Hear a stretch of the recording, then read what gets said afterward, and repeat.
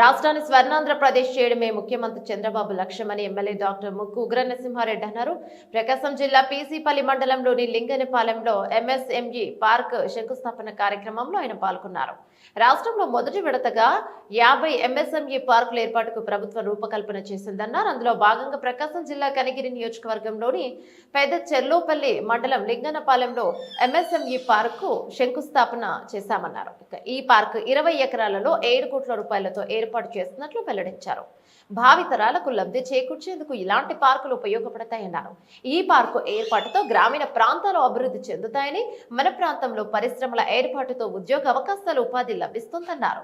Single window విధానంలో పరిశ్రమలు ఏర్పాటు చేసుకునే వెసులుబాటు ఉంటుందని తెలియజేశారు. ఈ ప్రాంతంలో రిలయన్స్ బయోగ్యాస్ ఏర్పాటు చేయడం మనకు గర్వకారణమని గుర్తు చేశారు. ఇలాంటి పరిశ్రమలు రావడం వలన పారిశ్రామిక అభివృద్ధి చెంది ఉపాధి అవకాశాలు లభిస్తాయని ఎమ్మెల్యే ఉగ్ర అన్నారు.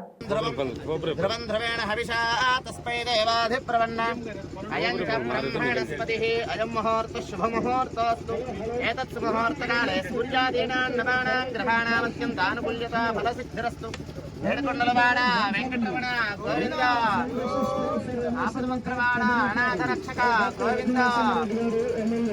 ముహూర్త శుభముహూర్తకాలే సూర్యాదీనాన్నవాణాం గ్రహాణామత్యంతానుకూల్యతా దేవీం వాచమదనేంద్ర దేవాస్తాం విశ్వరూపా పశవో వదంతి సానో మందిరేషు మోర్జందహానాధేనర్వ యస్మానవదుష్టి.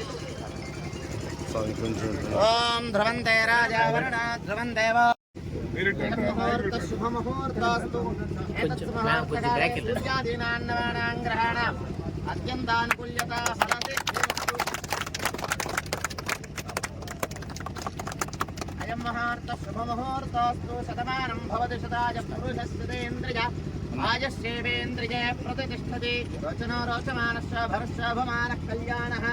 ధ్రువంతే రాజా వరుణో ధ్రువం దేవో బృహస్పతిః ధ్రువంత ఇంద్రశ్చాగ్నిశ్చ రాష్ట్రం ధారయతాం ధ్రువం. ఇన్నోవేషన్ హబ్బులతో పారిశ్రామికవేత్తల కోసం హబ్ అండ్ స్పోక్ పార్క్ మోడల్తో ప్రభుత్వం ఆవిష్కరణ సంస్కృతిని ప్రోత్సహిస్తోంది. ఈ పార్కుల్లో పారిశ్రామికవేత్తలకు అనువైన పరిస్థితి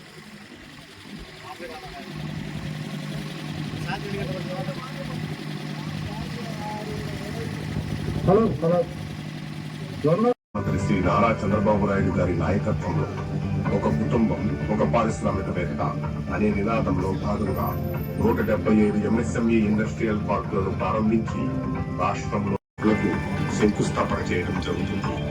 మొత్తంగా 592 కోట్ల రూపాయల పెట్టుబడితో 50 పార్కులను ప్రభుత్వం అభివృద్ధి చేస్తోంది.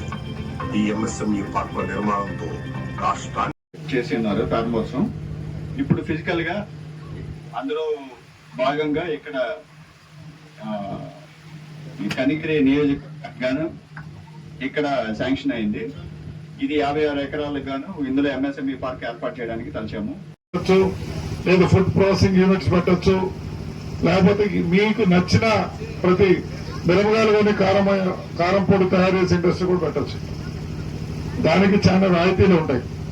వాటి గురించి క్షుణ్ణంగా ఇంకోసారి డీటెయిల్ మీటింగ్ పెట్టించి గ్రామ స్థాయిలో కానీ మన వాళ్ళందరూ బయట ఉన్నారు. ఇప్పుడు మన వేదిక మీద కూర్చున్న పెద్దలందరూ కూడా ఏంటంటే వాళ్ళందరూ రకరకాల ఒకరు పొక్కు ఒక రొయ్యలు అన్న రియల్ ఎస్టేట్ అనుకుంటారు, అంతేనా? సో ఈ విధంగా వీళ్ళు చేసే కార్యక్రమాల్లో మన ప్రాంతంలో పెట్టుకుంటే మనకు జీవనోపాధి కలుగుతుంది. మనకు కూలీలు దొరకడం కానీ ఉద్యోగ అవకాశాలు కలగడం, అదేవిధంగా ఆర్థికంగా డెవలప్ అవడానికి మనకు అవకాశం ఉంటుంది. రకరకాలుగా ఈ ప్రాంతంలో పండించిన మన బత్తాయి జ్యూస్ తయారు చేసి జ్యూస్ బాటిల్ ఫ్యాక్టరీ పెట్టుకుని వీటిని మన రైల్వే కానీ భవిష్యత్తులో అతి త్వరలో మన రైల్వే లైన్ కూడా కంప్లీట్ అయింది. ట్రైన్లో కూల్ డ్రింక్ మొదలు జ్యూస్ తయారు చేసి ఆ బాటిల్స్ మనం అమ్ముకుంటూ కూడా తిరగచ్చు. ఆ విధంగా ప్రతి వారిని ఆర్థికంగా పైకి తీసుకొచ్చి చేయాలనే ఉద్దేశంతోనే మన ముఖ్యమంత్రి నారా చంద్రబాబు నాయుడు గారు ఆంధ్ర రాష్ట్రం మొత్తంలో కూడా తలపెడుతూ ఉన్నారు. నిన్న మీరు చూసుంటారు గత 5 సంవత్సరాల్లో ఎంత వెనకబడిపోయాము. రాజధాని నిర్మాణం అప్పుడు విట్స్ కాలేజ్ వచ్చింది వెల్లూరు నుంచి, అమరావతి అనేది అమరావతి కాలేజ్ వచ్చింది. పెద్ద పెద్ద కాలేజెస్ మన ప్రాంతంలో వచ్చింది. తర్వాత 5 ఏళ్ళు ఒక కంపెనీ వాళ్ళు వచ్చిన లేదు. కాబట్టి మీరందరూ కూడా ఆలోచించి మన ఎలక్షన్ అప్పుడు ఒక్కోటే కదా దాంతో ఏందనుకున్నారేమో. 5 ఏళ్లు మనం తప్పు వ్యక్తికి ఓటేయడం వల్ల 5 సంవత్సరాలు వెనకబడిపోయి మనం ఎంత వెనకబడిపోయో మీరు ఆలోచించండి. కొంతమంది అనుకోవచ్చు మాకు పథకాలు వచ్చినాయి, మాకు డబ్బులు వచ్చినాయి అంటే ఈ రోజున బాగుపడ్డా నీ ఉన్నావు కానీ నీ బిడ్డల భవిష్యత్తు ఏమిస్తున్నావు? మన బిడ్డల భవిష్యత్తులో ఏం చేయాలి మనం? అది ముఖ్యమంత్రి గారి ఆలోచన. మనం ఈరోజు పుట్టి వెళ్ళిపోవచ్చు, చనిపోవచ్చు, కానీ భావితరాలకు అవకాశం కల్పించాలనే సంకల్పంతో ఈ కార్యక్రమం పెట్టారు. కాబట్టి మన వాళ్ళు ఎవరైనా ఆలోచన ఉంటే మా దగ్గరకు వచ్చిన వెంటనే నేను సంబంధిత అధికారులకు చెప్పించి ఎటువంటి డెవలప్ అయిన వెంటనే ఇక్కడ మన పరిశ్రమ దాన్ని కూడా డెవలప్ చేయొచ్చు. ఇప్పుడు మనం వచ్చే ముందు మొదటిగా ఏదో చిన్న కోర్టులో కొన్ని పెండింగ్ పడింది, దాన్ని కూడా అతి త్వరలో వెకేట్ చేపించేసి మీరు ఏ ఇండస్ట్రీ పెట్టుకోవాలన్నా ఈవెన్ కటింగ్ యూనిట్స్, భవిష్యత్తులో పామూరు కూడా రైల్వే స్టేషన్ రాబోతుంది.